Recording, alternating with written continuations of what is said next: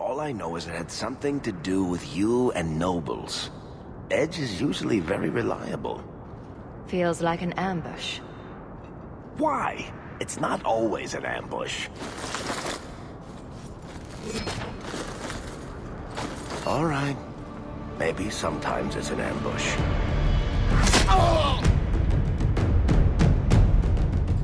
After releasing Dragon Age 2 in 2011, Bioware was quick to follow it up with a steady stream of downloadable content, supplying fans eager to make the most out of the sequel with new scenarios and challenges to overcome in the city-state of Kirkwall.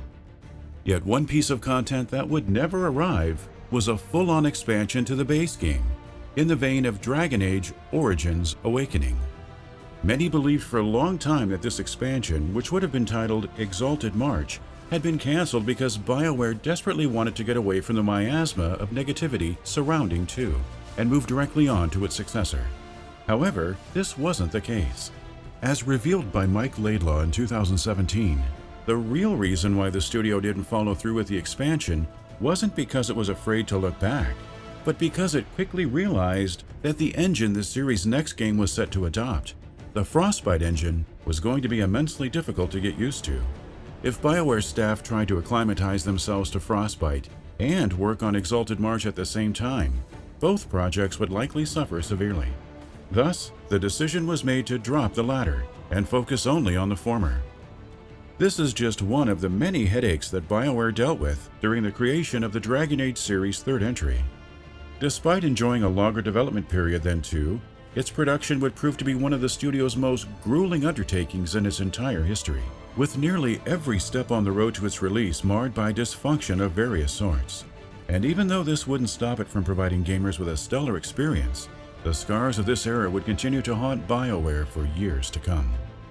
This is the history of Dragon Age Inquisition.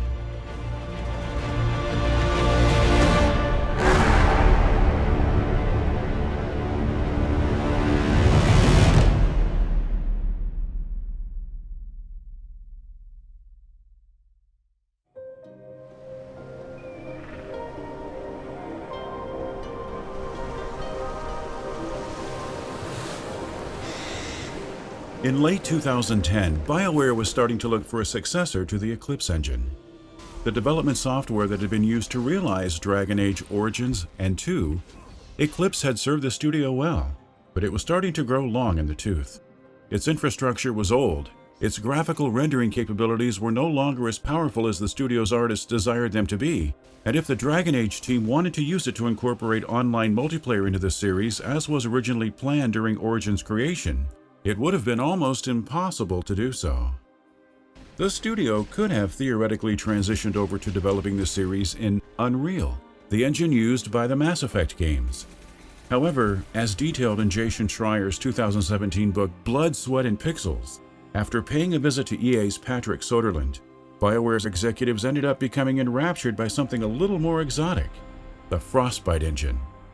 Created by the technological prodigies at EA's Stockholm subsidiary, DICE, Frostbite had originally been designed to power shooters like Battlefield and Medal of Honor, and would be able to benefit all parties involved tremendously if it were adopted.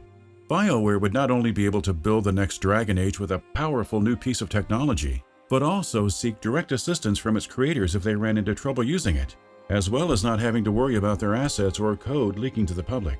Always a risk if the studio worked with an engine owned by an outside party. In addition, EA would be able to slowly start building up to a future in which all its studios would be using Frostbite in synchronicity, allowing them to collectively learn and synergize from their shared experiences with it. In order to get a feel for what using Frostbite would be like, Mark Dara, the Dragon Age series executive producer, would assemble a small team within Bioware to work on Blackfoot, a free-to-play, multiplayer-only Dragon Age game built from the ground up using the engine. This project, which entered production just before 2's release, ended up being shelved after only a few months, with Dara explaining in Schreier's book that its scope and technological complexity ultimately proved unmanageable for the amount of people assigned to work on it. Unfortunately, as Bioware would soon come to realize as it waded further into 2011, working on the series' real third entry wasn't going to be any easier. On one hand, the cancellation of both Blackfoot and Exalted March had bequeathed the studio with all the manpower it needed to realize the project, as well as the time to hash out its basic yet exciting premise. Where the series' second entry had followed a lowly immigrant's rise to glory within a solitary location, its third would take place in a vast, Skyrim-esque open world, and repurposed BioWare's original narrative plans for 2, with the player leading the Inquisition, a powerful organization tasked with restoring order across Thedas, after the boundary separating it from the dreamlike Fade became fractured. But on the other hand, nearly everything else surrounding the game's impending development was grounds to be immensely discouraged. Its fan base had become increasingly toxic as of late, riled up by the many contentious design decisions BioWare had made in Dragon Age 2, as well as by Mass Effect 3's controversial ending.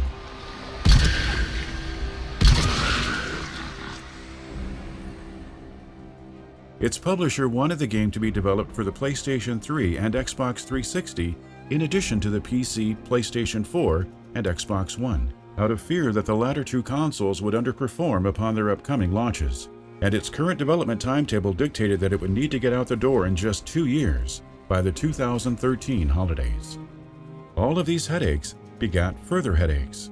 In addition to dampening the studio's mood, the negativity radiated by BioWare's fan base, for example, had made the studio feel insecure and prone to second-guess itself when deliberating how to regain their good graces. Likewise, the fact that the game still needed to be developed with the PlayStation 3 and 360 in mind meant that its design would have to be limited to what said console's weaker capabilities allowed for, and nothing more.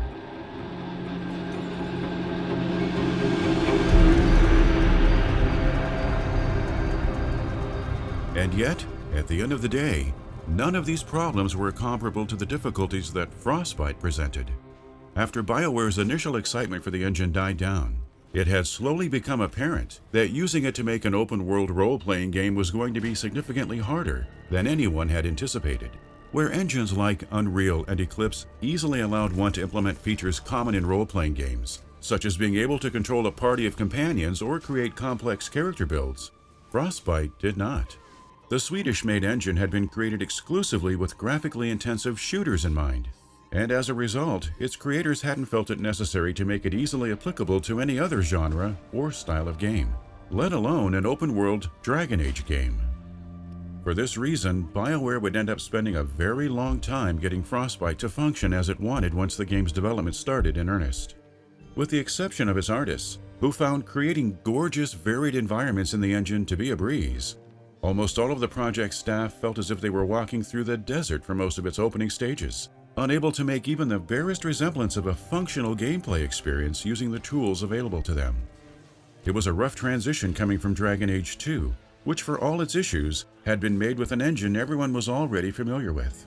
And while DICE's engineers were always willing to help assuage the team's frustrations, the 8-hour time difference separating the two meant that the Swedish studio couldn't be relied on at any given moment.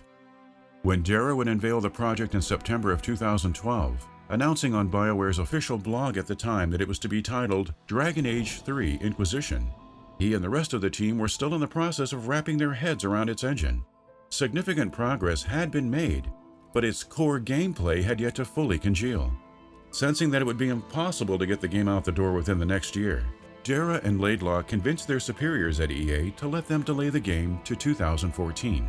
As detailed in Blood, Sweat, and Pixels, they managed to do so by arguing that, beyond making up for the setbacks Frostbite had caused, this extra development time would allow them to implement many more features in Inquisition than what was originally promised, including the ability to play as multiple races.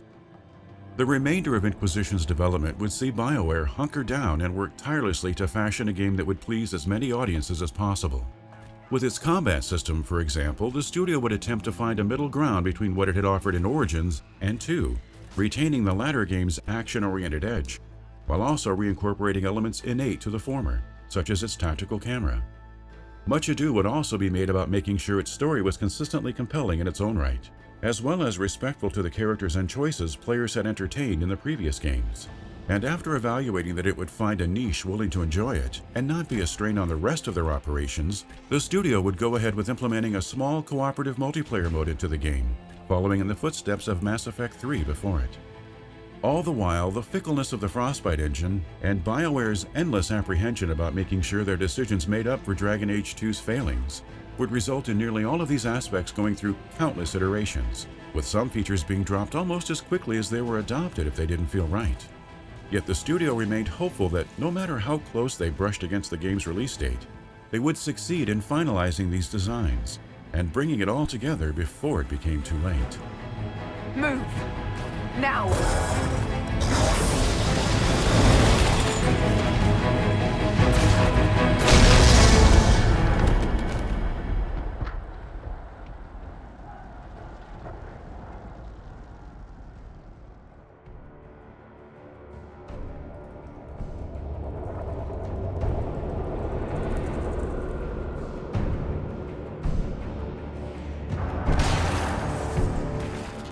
Finally, after countless hours of crunching, Bioware managed to get Dragon Age Inquisition out the door in November of 2014.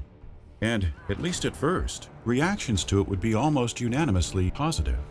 Critics had nothing but praise for the scope and beauty of its world, as well as the epic heights that its story reached. And its combat, despite never quite reaching the tactical heights that Origins had previously provided, was still plenty enjoyable. The series' previous entries had done their best to make players feel like they were part of a grand, heroic narrative, and its third offered far and away the most immersive interpretation of this ideal thus far. Inquisition would go on to ride this coattail of praise to both the bank and the Game Awards, affirming in the process that Bioware, despite everything that had happened over the past few years, could still deliver the goods. Yet underneath all of this, an undercurrent of negativity bubbled around the game. For while almost everyone agreed that its best moments were utterly sublime, many also felt the moments between them were comparatively much more lacking, as a result of how little time Bioware had in the end to imbue Inquisition's world with meaningful things to do. The studio had resorted to padding its environments with a large amount of fetch quests, such as killing set numbers of enemies or finding a trinket for some non-playable character. In addition to being exhausting and forgettable, many players were bothered with how removed they felt from the events and intensity of the game's main narrative, arguing that it left the experience feeling mismatched. These criticisms wouldn't bear strongly on Inquisition's public perception right away, in part because such busy work tended to pervade many other games during this period, but they would become significantly more pronounced some 6 months later, when Polish developer CD Projekt Red would release The Witcher 3: Wild Hunt, an action role-playing game based on Andrzej Sapkowski's acclaimed series of fantasy novels. The Witcher 3 impressed players in many regards, but none so much as with its side quests. No matter their size, they almost all managed to feel intrinsically linked to the game's overarching narrative in ways both meaningful and unpredictable, with seemingly menial tasks often evolving into much more consequential story arcs than one could have ever anticipated. While as a whole, The Witcher 3's mechanics, systems, and thematic content made for a fairly different experience than what Bioware had previously offered. The sheer amount of care that had gone into this aspect of the game would result in many players crowning it the superior high fantasy experience, and souring on Inquisition.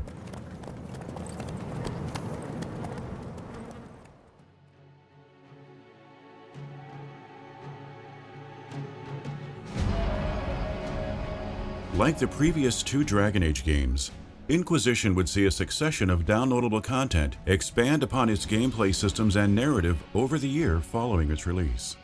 Most of this post-release content would be well received, with its final outing, Trespasser, proving especially popular. In addition to offering a tantalizing tease as to where the series would go next, Trespasser also provided thorough closure to all of its characters' various stories, pleasing fans that had become enraptured by them during the base game. Following this, Bioware would go on to produce Mass Effect, Andromeda, and Anthem, both of which had their merits, but ultimately found themselves the subject of intense backlash due to their assortment of glitches and design flaws. And while some of these flaws, as would be revealed later on, were caused by headaches unique to their creation, many others were caused by headaches that Inquisition had also suffered from during its own development, such as their technology being unruly and difficult to work with, their designs being formalized extremely late, and their staff possessing a quixotic belief that everything would come together in the final hours, no matter how badly things had gone beforehand. In a 2019 expose into Anthem's development, Schreier reported that many within the studio felt like it would have been better if Inquisition had failed. because if it had, it would have underscored much earlier on that these issues were unsustainable and potentially saved Andromeda and Anthem from suffering as they did. It's impossible to know how widespread this sentiment was, or still is among BioWare staff.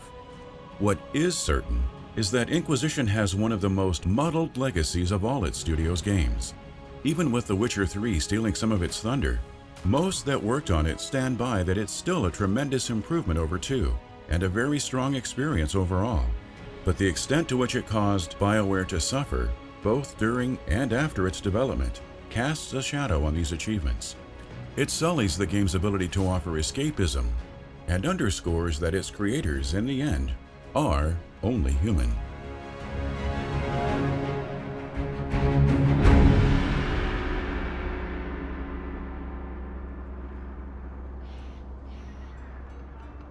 Thank you for watching our video.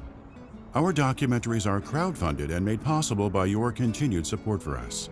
We'd like to thank by name the generous patrons who have pledged to our highest reward tier: Jefferson dos Santos Oliveira, Kaitatis. If you enjoy our content, please consider subscribing to our channel and joining us on Patreon. Thank you.